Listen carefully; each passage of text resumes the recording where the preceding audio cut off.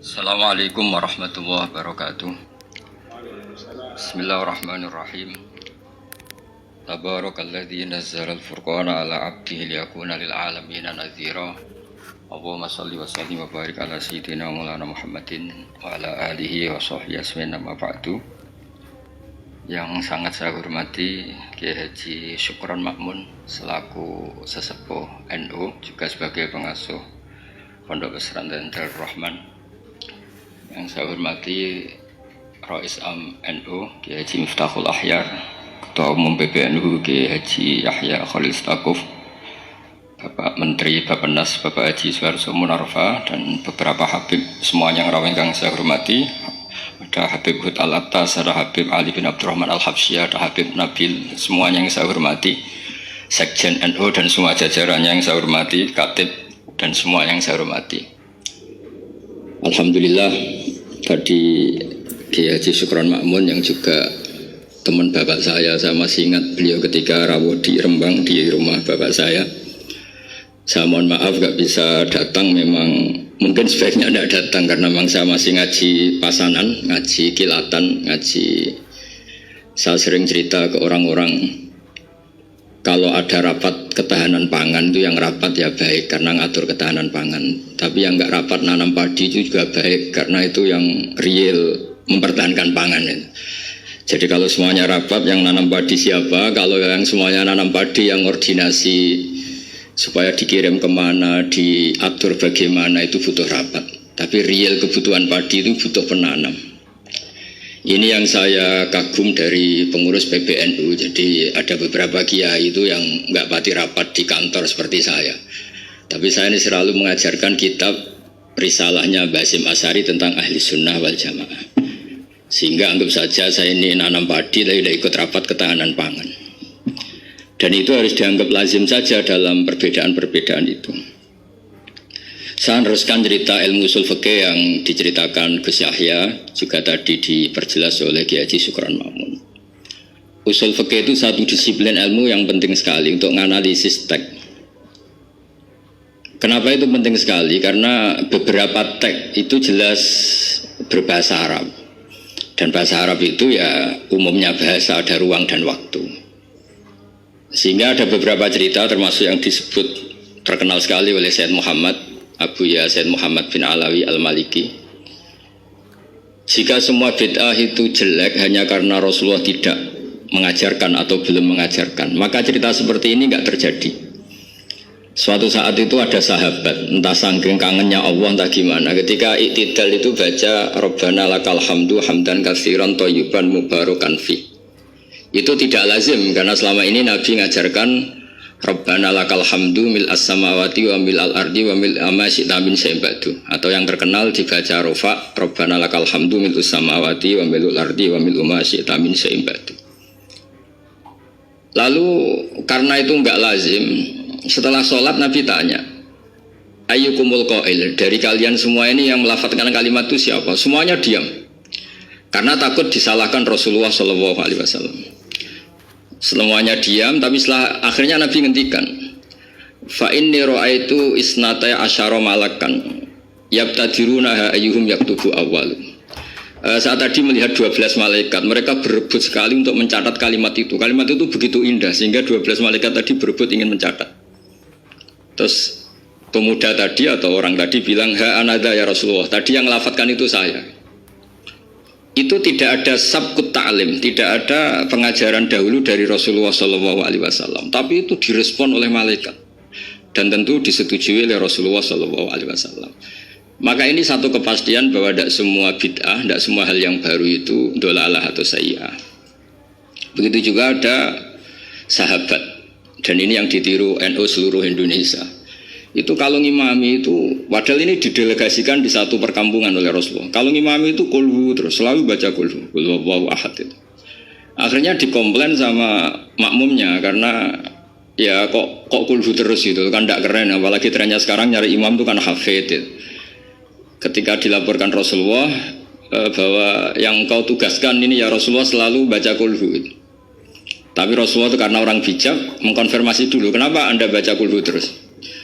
Kata orang tadi, li'annaha sifatur rahman, Artinya ayat-ayat dalam kulhu itu sifat Allah, maka saya suka. Di situ tidak ada hadun nafsi, tidak ada ayat yang menguntungkan kita, semuanya tentang Allah. Biasanya kita sebagai muslim kebanyakan kan selalu memanfaatkan sifat Allah gitu. Jadi enggak rela lah kalau Allah nganggur itu. Misalnya kita bilang innallaha ala kulli syai'in qadir, ya kalau engkau qadir ya jadikan saya bupati, wakil presiden atau gubernur gitu. Kalau Allah mujib ya kabulkan saya ingin jadi orang kaya. Kan Allah itu enggak boleh lah, sifatnya nganggur itu enggak boleh. Mesti perasaan manusia itu gitu. Nah, di kulhu itu tidak ada itu semua, hanya nerangkan sifat Allah Ta'ala yang nafsaniyah, yang tentang Allah. Apa jawabannya Nabi? Kata Nabi, barusan malaikat Jibril datang ke saya memberitahu bahwa Allah mencintai kamu karena kamu mencintai surat Ikhlas, surat Kulhu. Itu artinya apa? Juga ada sabkut taklim. Bahkan terkonfirmasi dulu. Nabi mengiyakan setelah tanya. Nyatanya itu dibenarkan. Jadi ada sekian bukti bahwa ubudiyah atau ibadah atau perilaku sosial yang tidak ada sabkut taklim, tapi kemudian Nabi membenarkan. Cerita ketiga, saya ini keluar dari yang saya bayangkan itu kan ya cerita-cerita nuzulul Quran, tapi sebagai adaban sama Kiai Haji Syukron Makmun yang cerita usul fikih saya teruskan. Memang tadi Gus Yahya juga cerita sanad. Saya ngaji di Kiai Haji Maimun Zubair dan bapak saya seorang hafidz juga ajar. Kiai Maimun itu putra Mbah Zubair. Mbah Zubair itu dulu pakar usul fikih. Beliau dulu ngaji sama Mbah Fakih Mas Kumambang, dulu wakil Rais Akbar. Kiai Fakih Mas Kumambang ini angkatannya Mbah Hashim ketika ngaji di Said Abi Bakar Sato. Ngaji Syekh Mahfud dulu, Syekh Mahfud Termas. Syekh Mahfud Termas ini ngaji sama Said Abi Bakar Sato. Said Abi Bakar Sato ngaji sama Said Zaini Tahlan sampai Syekh Utsman Ad-Dimyati sampai musalsal ila Rasulillah sallallahu alaihi wasallam. Sehingga ketika Pak Syukron Makmun cerita usul fikih, saya terus menjadi ingat ketika ngaji Jamul Jawame, ngaji Lubul Usul, beberapa kitab yang menjadi keharusan untuk meneliti tek-tek Quran hadis. Cerita ketiga, dan ini terakhir karena apa ya, selain materi saya juga nggak yang saya bayangkan ya, memang saya tidak bisa datang ke sana. Ketika Rasulullah SAW cerita, saya melihat surga, kemudian dengar derap sandal itu, sandal klompen itu. Terus Nabi tanya, ini sandal siapa kok sudah di surga, suara siapa? Dijawab itu suara Bilal. Walhasil terus Bilal ditanya, kenapa engkau begitu cepat masuk surga? Apa resep kamu? Saya tidak pernah wudhu kecuali setelah itu saya sholat. Akhirnya jadilah syariat sunat rokatail wudhu. Ada sholat sunat disebut sunat rokatail wudhu. Dan lagi-lagi dibenarkan oleh Rasulullah SAW. Sehingga cerita-cerita seperti ini mengilhami semua kreasi-kreasi ibadah yang tidak mahdhah dan tidak merubah pakem dari kaidah yang disebut Rasulullah SAW, maka itu disebut bid'ah hasanah. Dari segi baru bisa disebut baru, tapi dari segi sesuai al-qawaid al-muqarrarah tetap disebut itu hasanah. Sehingga Islam ini ittasa'afaku, Islam ini cakrawalanya luas sekali. Sebab itu ketika Rasulullah SAW intaqala ila rafiqil a'la, ya, bahasa halusnya wafat itu intaqala ila rafiqil a'la. Ada khilafah yang dipilih konsensus, yaitu Abu Bakar As-Siddiq. Ada khilafah yang ditunjuk, yaitu Umar bin Khattab. Ada khilafah yang ditentukan ahli syura, yaitu Utsman bin Affan. Ada khilafah yang dipilih lagi oleh syura, yaitu Sayyidina Ali karramallahu wajhah. Dan semuanya itu juga akhirnya ijtihad, dan ijtihad itu sangat luas di ranah usul fikih. Saya beri contoh misalnya dulu sahabat begitu mencintai Madinah karena itu Madinah itu Rasulullah SAW. Muhajiru Rasulullah, tempat hijrahnya Rasulullah. Tapi Sayyidina Ali itu akhirnya pindah di Irak, di Kufah, karena beliau ingin nasrul ilm. Jadilah Kufah melahirkan Baghdad yang menjadi Qubbatul Islam. Di situ lahir ulama-ulama top termasuk Sultanul Ulama Syekh Abdul Qadir Jilani. Imam Syafi'i pernah hidup di Baghdad. Semua ulama besar pernah hidup di Kufah, di Basra, di Baghdad. Sehingga di Kufah zaman itu jadi markazul ilm. Di Basra juga sama jadi markazul ilm. Lahirlah Hasan Basri, lahirlah ulama-ulama top. Karena barokahnya nasrul ilmi yang digerakkan Sayyidina Ali karramallahu wajhah. Tapi banyak juga orang yang nggak ingin Madinah itu kosong. Lahirlah Imam Malik yang nggak pernah meninggalkan Madinah. Nah, sisi pandang yang berbeda ini ya karena barokahnya usul fikih, ada illatul hukmi, ada alasan kenapa hukum ini terbentuk. Sehingga barokahnya pemikiran-pemikiran itu kita tidak pernah kering, nggak pernah punya pakar-pakar usul fikih. Yang saya tahu misalnya Mbak Zubair punya murid Kiai Haji Sal Mahfud yang ngarang kitab Thariqatul Fusul, itu juga berkat beliau ngaji sama Mbak Zubair zaman itu, ngaji Jambul Jame, ngaji Lubul Usul. Akhirnya setelah Mbak Zubair mewakili Mbak Fakih Mas Kumambang, mewakili Mbak Mahfud Termas, kemudian mewakili Sayyid Abi Bakar Sato, juga mewakili dari abahnya namanya Mahfud bin Abdullah bin Abdul Manan. Ki Abdul Manan ini yang orang pertama Indonesia yang di Al-Azhar di Mesir, sehingga di kedutaan Mesir orang Jawa pertama alim alama yang di sana namanya Syekh Abdul Manan. Itu ngaji sama Sohibul Ithaf yang punya Syarah Ikhya, namanya Ithafus Sadatil Muttaqin, Ithafus Sadat Al-Muttaqin. Itu kitab yang luar biasa karena Ikhya dikarang 600 tahun yang lalu, itu tidak ada yang berani mensarai. Dikarang oleh Hujjatul Islam, kitab legenda. Itu yang menyarai pertama adalah Said Murtado Az-Zabidi, gurunya Ki Abdul Manan. Ki Abdul Manan itu mbahnya Syekh Mahfud. Jadi Ki Abdul Manan punya putra Ki Abdullah, punya putra Ki Mahfud. Ki Mahfud ini punya putra namanya Muhammad. Nah, Gus Muhammad ini yang mulai hidup lagi di Indonesia, di Betengan Demak. Lalu Syekh Ithaf ini, Sayyid Zabidi ini nganalisis ilmu itu luar biasa. Ini yang al-ilmu bidiroyah. Di luar riwayat itu ada al-ilmu bidiroyah. Kita tahu tadi dawuh Pak Sukron, kita madaih, kita maulid, dan maulid itu luar biasa. Di situ ada sejarah Rasulullah, ada sholawatan, ada semuanya. Dan ketika kita pakai ilmu diroyah, kualitas sholawat ini luar biasa, bukan sekedar biasa, luar biasa. Hadhihi kalimatul mahabbah, ini kalimat mahabbah yang menjadikan kita tidak akan kecelakaan kayak yang dialami umat Isa alaihissalam.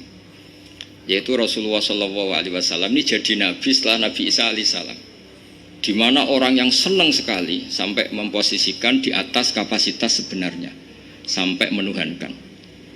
Yang benci juga benci sekali sampai menuduh yang macam-macam. Akhirnya apa? Umatnya Nabi ini dikelola oleh kalimat sholawat.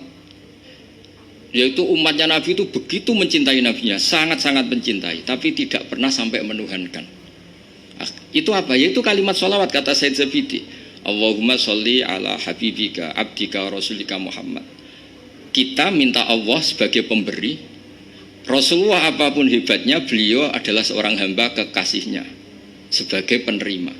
Maka kata Sayyid Zabidi, wa Muhammadun Rasulullah wa injalla qadru muhtajun ila rahmatihi subhanahu wa ta'ala. Apapun hebatnya Rasulullah sallallahu alaihi wasallam, beliau tetap seorang hamba yang butuh rahmatnya Allah Ta'ala. Sehingga hadil kalimah ini kalimah yang memantapkan umat Islam tetap memposisikan la ilaha illallah sebagai Tuhan, Muhammad Rasulullah sebagai yang paling dikasih Tuhan, yaitu dikasih Allah Subhanahu wa Ta'ala.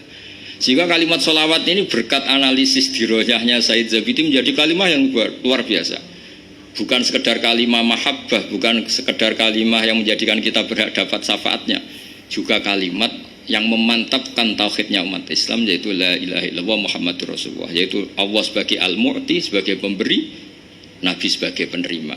Jadi Allah tetap sebagai Tuhan yang memberi rahmat, memberi sholawat, memberi askat tahiyat, memberikan anmal barokat, semua yang terbaik diberikan sama kekasihnya terbaik, yaitu Rasulullah Shallallahu Alaihi Wasallam. Disebut hadis sholawat itu sighatul mahabbah, juga sighatul tauhid, juga sighat yang menjadikan kita tidak akan mengalami kayak yang dialami oleh umatnya Nabi Isa alaihissalam.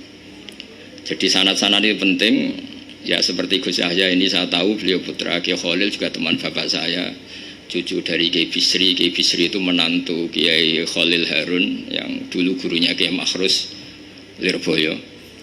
Mbak Khalil Harun ini dulu ngaji sama kakaknya namanya Mbak Umar Harun. Terus sama-sama di Mekah menangi namanya Sayyid Umar Sato, kakaknya Sayyid Abi Bakar Sato Sohibul Yana.